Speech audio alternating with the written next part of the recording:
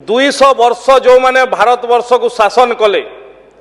एवं जहांकर विषय रे आज आलोचना होउची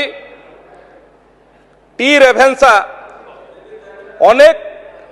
लेख बाहरी अनेक बुद्धिजीवी तांकर विभिन्न पत्र पत्रिका रे तांकर भूमिका विषय रे ओडिशावासी विषय रे तांकर मनरे कौन अवधारणा थिला कौन तांकर वक्तव्य थिला अनेक कथा बाहरी उत्साहहीन एवं आलस्य परायण ओडिशार लोक ए कथा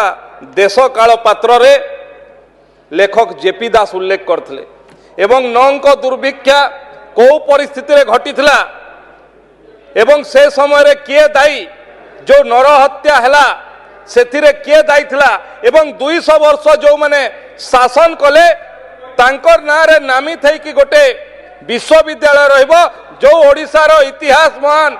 जो ओडिशा रे अनेक बरपुत्र अछंती जो ओडिशा रे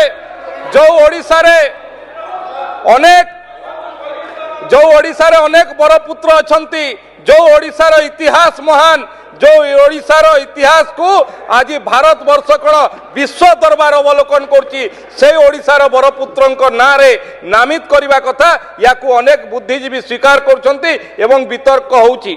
वितर्क हवा कथा मध्य एवं किछि निअर्थ स्वार्थ व्यक्ति जदि तांकर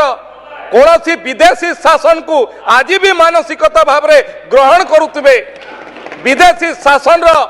मानसिकता रे थिबे एवं तांकर चापर थिबे से भी तांकर तर्क रखंतु ओडिशावासी सामना रे गोटे बौद्धिक तर्क हवा कथा वास्तव रे 222 उपनिवेशवाद जो माने विदेशी शासन नारे रहिबा कथा किंबा ओडिशार जणे बरपुत्र ओडिशार जणे ये ओडिशा को जो माने ओडिशार संस्कृति को ओडिशार परंपरा को ओडिशार वीरत्व को जो माने रुद्धिमंत करचंती तांकर ना रहिबा कथा ता ऊपर वितर्क हेले निश्चित भाव रे काहार कोन भावना अछि ओडिशा प्रति